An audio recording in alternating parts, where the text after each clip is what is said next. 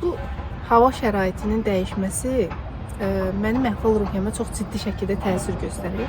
Bu uşaq vaxtdan belədir. Nə qədər çalışıram ki, əhval-ruhiyyəmi pozitiv saxlayım, amma yenə də nə edirəmsə alınmır. Sizdə də belədir. Hava şəraiti dəyişən kimi əhval-ruhiyyəniz də dəyişir və onu düzənləməkdə çətinlik çəkirsiniz. Mən biraz xəstələnmişəm. Ona görə səsim ola bilsin bəzilərinizə xoş gəlməsin. Amma yenə də bir mövzu ətrafında danışmaq istəyirəm. Düşündüm ki, gəzə-gəzə danışım, amma bəzi izləyicilər qeyd etmişdi ki, siz gəzəndə bizim diqqətimiz yayınır. Ona görə belə daha məqsədə uyğundur məncə çəkiliş. Bu arada mən ən sevdiyim parklardan birindəyəm. Yəqin ki, gəlmişsiniz bura. Dədə Qorqud Parkıyla üzbəyüz. Təxminən 1 ilə yaxın olar parkın açılışı olub. Çox bəyənirəm, yəni həddindən artıq xoşuma gəlir deyə bilərəm. Həm sakitdir, bir o qədər də narahat edici səslər yoxdur, maşın səsləri istisna. Həm də gəzməli yerləri çoxdur, düşünürəm, çox böyükdür və mən burada istədiyim kimi gəzə bilirəm. Əslində kənar səslər çoxdur burada, amma bugün belədir, yəni arxada təmir işləri gedir, ona görə qulaqlıqdan istifadə etdim. Düşünürəm ki, mikrofon alana qədər bu bizi idarə edə bilər. Az da olsa kənar səslərin qarşısını alır. Bugün mən sizə hansı mövzudan danışacağım? Mən düşünürəm ki, bir çoxlarımız bu mövzuda çətinlik çəkir. Hansı ki, davamlı formada mən kənardan hörmət görmürəm, insanlar mənə hörmətsizlik edir kimi fikirlər səsləndirirlər. Və mən burada bunu deməyə çalışıram ki, insanlar əslində bizə qarşı hörmətsizliyi bizim onlara davranış şəklimizə görə edirlər. Yəni mənim fikrimə görə bir insanın kənardan hörmətsizlik görməsinin 80%-i insanın özündən bağlıdır. Yəni bizim davranış şəklimiz digər insanların bizə qarşı olan hörmətsizliyini artıra bilər.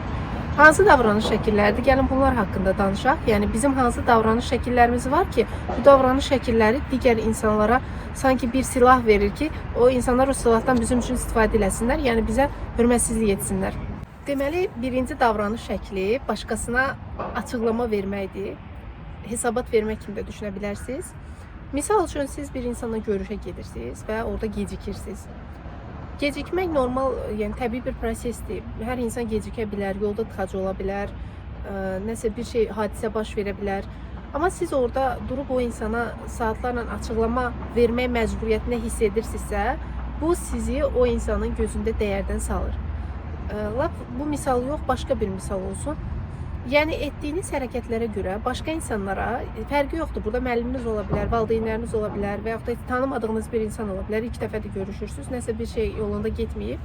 Bununla bağlı açıqlama verirsinizsə həddindən artıq mən bunu buna görə etdim, bu səbəbdən bu baş verdi, bundan dolayı bunu etdim. Orada avtomatik siz o insanın gözündə bir səviyyə aşağı düşmüş olursunuz, bir və yaxud da bir neçə səviyyə. Mən işimin əvvəlində uşaqlarla işləyirəm bildiyiniz kimi, həm böyüklər, həm də uşaqlarla. Ergoterapiyaya başlayanda təxminən 2 il öncə valideynlərə həddindən artıq açıqlama verirdim. Misal üçün, uşağı mən nərdivana nə üçün dırmaşdırıram, bu uşaqda bu xüsusiyyətlər nə üçün yaranıb, bu uşaqda seansda hansı nöqtələrə diqqət yetirdim, bu davranışı nəyə görə etdim. Bir müddətdən sonra gördüm, bu məni yorur, həm də valideynlər mənə belə səthi yanaşırlar ki, bu neyniyir ki? Və daha çox şey gözləyirlər. Sanki hər dəfə seansdan sonra və yaxud da hər dəfə etdiyim hərəkətlərin açıqlamasını verməyəndə onlarda bir sual işarəsi, bir şübhə yaranır. Və işə qarşı münasibətlərini bu dəyişir.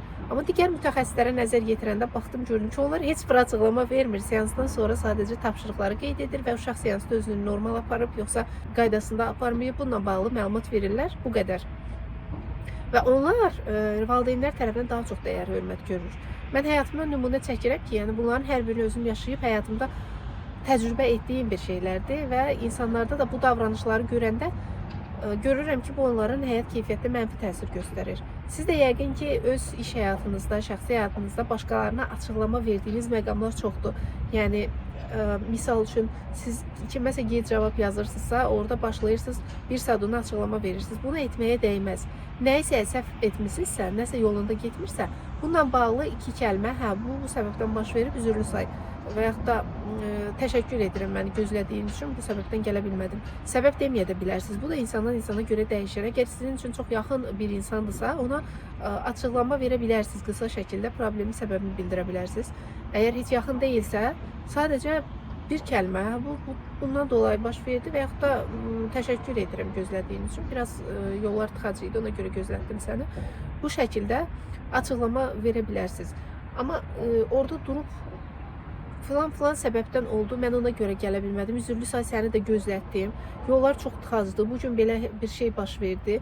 Belə açıqlama vermə məcburiyyətində özünüzü hiss edirsinizsə, burada əslində təməldə yanlış anlaşılma qorxusu var. Yəni insanlara özünüzü izah etməyə çalışırsınız. Birdən sizi səhv anlayanlar, birdən nəsə düzgün başa düşülməz və siz insanların gözündə bir səviyyə aşağı düşə bilərsiniz. Amma əslində baxanda belə davranışınızla insanların gözündə bir səviyyə aşağı düşürsünüz. Buna görə də durub dayanın və o açıqlama verdiyiniz məqamları yadınıza salın. Orada biraz tətbiq eləyin ki, mən daha az necə açıqlama verə bilərəm, necə azalda bilərəm bu davranışımı. Bununla bağlı düşünə bilərsiniz. Düşünürəm ki, bu vərdişinizi dəyişsəniz, insanların isə baxış tərzi də müəyyən müddət sonra dəyişəcək. Deməli, ikinci bir davranış şəkli naşükürlük etmək, qurban rolunda olmaq. Açığını desəm, həyatda hər bir insanın müəyyən psixoloji xüsusiyyətlərini bildiyimə görə və davranışların kökündə dayanan psixoloji ehtiyaclarını başa düşdüyümə görə heç bir insan tipini hansı pis, yaxşı kateqoriyaya bölmürəm. Yəni mən özüm belə düşünürəm. Bəlkə fərqli psixoloqlar buna fərqli cür yanaşa bilərlər. Mənə görə insan var, davranış var, ehtiyac var. Yəni pis, yaxşı insan kateqoriyasına bölmürəm insanları, təhlükəli insan kateqoriyasına. Amma bəzi insanlar var ki, ona həqiqətən də qıcıq oluram və o insanları görəndə biraz özümü qəribə hiss edirəm. Bunu səmimi şəkildə etiraf edirəm. Hansı ki, bu insanlar davamlı olaraq naşükürlük edən insanlardır. Hər şeyin pis tərəfini görən, hər şeyə pis yanaşan, heç bir çıxış yolu axtarmayan, heç bir addım atmaq istəməyən.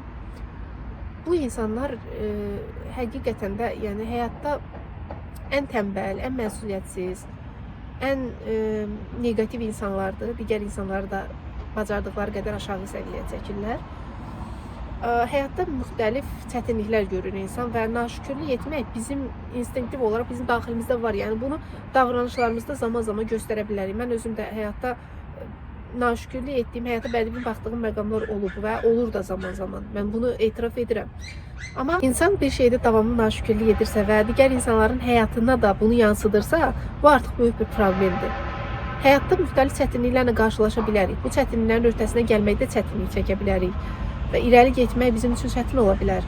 Düşünə bilərik ki, yaşam standartlarımız buna imkan vermir, bizim doğulduğumuz ölkə şəraiti buna imkan vermir və ölkəni qınaya bilərik, insanları qınaya bilərik. Amma bu o demək deyil ki, bizim üçün çıxış yolu yoxdur. Bizim üçün hər zaman çıxış yolu var. Mən özüm də gənc olmağıma baxmayaraq həyatda bir çox çətinliklərlə qarşılaşmışam. Yəni burada tək qaldığım üçün bu mühitdə, yəni ailədən heç bir dəstək almadan öz həm karyeramı inkişaf etdirmək, həm maddi baxımdan inkişaf etmək, bütün bunları bir arada aparmaq o qədər də asan deyil. Yəni yəqin özünüz bilirsiniz, bu şəraitdə bunu irəli aparmaq çətindir. Sadəcə olaraq mənim də belə deyim, çökdüyüm məqamlar olub. Həyatda hər şeydən əlimi üzdüyüm, ümidsiz qaldığım, irəli gedə bilmərəm qorxusundan qaldığım, günlərlə stres keçirdiyim. Yəni bu məqamlar olub, mən bunları etiraf edirəm. Amma bu demək deyil ki, mən orada yıxılmalıyam və heç bir çıxış yolu düşünməməliyəm. Bu belə deyil. Siz işdən çıxarıla bilərsiniz, tamamilə işsiz qala bilərsiniz, tamamilə pulsuz qala bilərsiniz. Özünüzə güvəniniz sıfır səviyyəsinə düşə bilər, insanlardan dəyər, hörmət görməyə bilərsiniz. Yəni düşündüyünüz ən bədbin bir şeyi yaşaya bilərsiniz. Amma bu sizin davamlı olaraq naşükürlük edəcəyiniz haqqını sizə vermir. Yəni mən işdən çıxarılmışam, ay iş şərtləri pisdir, ay insanlar pisdir, mənə hörmətsizlik edirlər. Ay mən bu gün pul qazana bilmirəm, çətinlik çəkirəm. Demək Azərbaycanda yaşamaq olmur, bura pisdir, pul qazanmaq çətindir. Bu kimi düşüncələrlə insan özünü müdafiə edir əslində. Şuursuz olaraq bu özünün müdafiə mexanizmidir. Yəni bir şeyi əldə edə bilməyəndə başlayır onu günahlandırıb özümüzü sakitləşdirməyə. Bu belə deyil. Bir neçə gün insan stresli ola bilər, bir neçə gün həyata bədbin baxa bilər.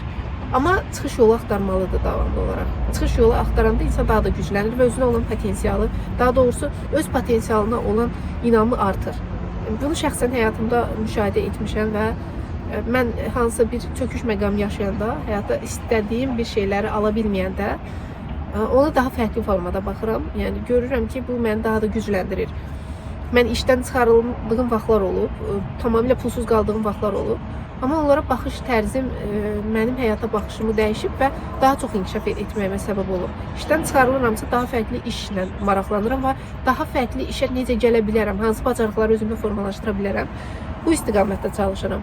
Siz də həyatınızda baş verən o problemlərə naşükürlük edərək yanaşsanız, inanın ki, bu sizi geri çəkəcək. Hətta şükür etməklə bağlı mən bir kitabla qarşılaşmışdım. Düzdür, kitabın adı yadımdan çıxıb.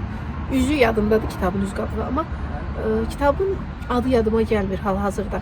Orada göstərilir ki, insanın naşükürlük etməsi onun beyin funksiyalarına belə mənfi təsir göstərir. Yəni siz həyata nə qədər naşükürlük etsəniz, həyata mənfi yönündən baxsanız, bir o qədər beyninizin inkişafı da zəif olacaq və problemləri həll etmə bacarığınız zəifləyəcək.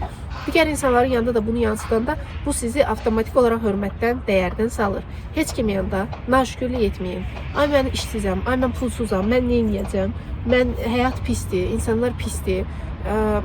Məni işə götürmürlər, iş pisdir, Azərbaycan pisdir. Bu qədər negativ olmuyor yəni. Negativ olunacaq məqamlar var. İndi deyib oradan deyə bilərsiniz, bu da özü yaxşı yerdə yaşayır, yaxşı şəraitdədir, yaxşı işi var, ona görə belə danışır. Xeyr, yəni hər insan çətinlik görür. Mən özüm də bu yerə müəyyən çətinlikləri keçərək gəlmişəm və ona görə rahat belə danışıram ki, insan yanaşma tərzini dəyişəndə həyat onun üçün daha fərqli olur. Daha pozitiv baxmağa başlayırsan və pozitiv hadisələrlə qarşılaşırsan, özünü inkişaf etdirməyə çalışırsan. Başqa bir xüsusiyyət, üçüncü bir xüsusiyyət yəni.